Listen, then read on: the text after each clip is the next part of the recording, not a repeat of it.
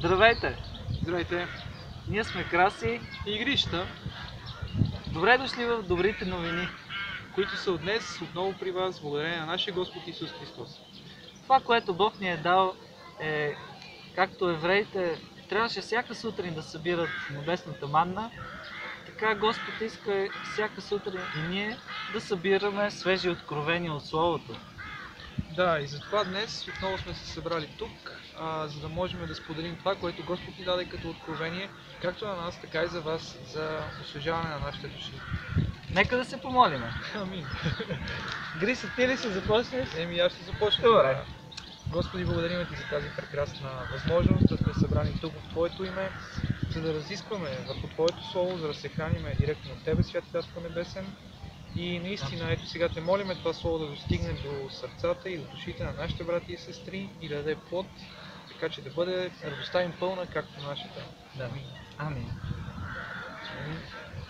Нека да прочетеме от Евангелието на Марк, първата глава, от 5 до 8 стих. Сега ще прочетеме само 5. Вчера говорихме за Йоан Кръстител и днес продължаваме да виждаме какво е правил Йоан и така. И излизаха при него цялата юдейска страна и всички жители на Йерусалим и бяха кръщавани от него в реката Йордан, като изповядваха греховете си. В тази чудесна картина на смирение и вяра виждаме огромни множества да приемат пътя на Господ. В тази смиряваща сърцето история може всеки да открие себе си и по-добре да е така, защото живот без Бога не съществува. Бог е направил всички човеци от една кръв, без предразсъдъци. Хората, обичащи Бог, приемат Йоановото кръщение в тази история на покаяние, да вървят по нов път и приемат прощение за своите грехове. Нека да се получим от тази красива история и да смириме сърцата си пред Божия призив днес да приемаме Христос. Амин. И така, продължаваме нататък с 6 стих.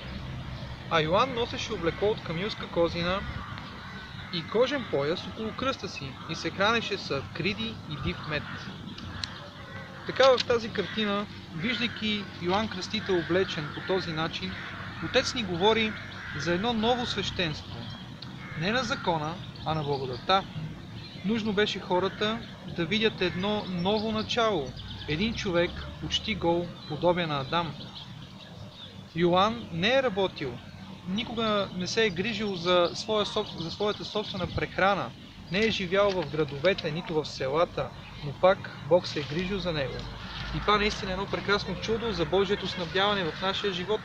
Ето, ако наистина оставиме пътищата си и погледнем към Господ Исус Христос, нашия Господ е верен да ни даде всичко, от което имаме нужда. Благодарим Му. Така, 7 стих.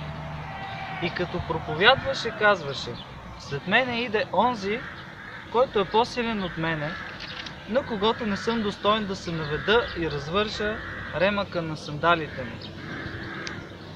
Думите на Йоан в онези дни, че след него идва Христос, не са по-различни от гласът на Светия Дух днес, който казва: Исус идва, оправи си живота, приеми Исус за Господ и Спасител и бъди вярващ, а не невярващ. Библията ни казва, че всички се грешиха и не заслужават да се прославят от Бога. Приятелю, приеми дарът на спасение и вечен живот в Христос.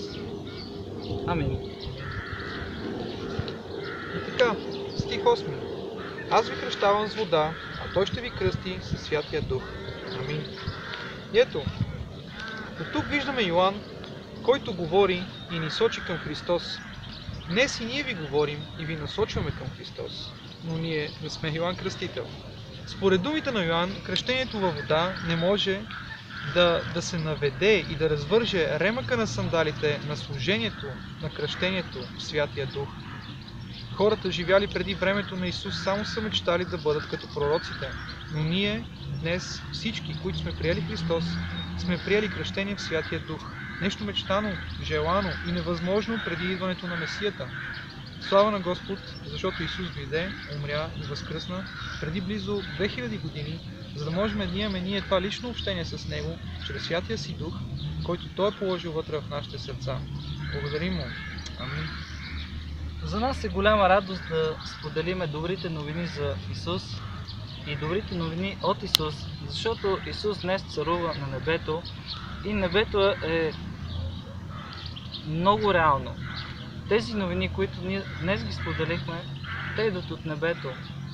За този един мрачен свят, където виждаме само паника и страх, но добрите новини имат за цел да ви дадат надежда, да ви насърчат, да ви изпълнят с любов и да ви дадат мир, защото Бог е Бог на мира и Бог има бъдеще за вас. Благодарим ви, да.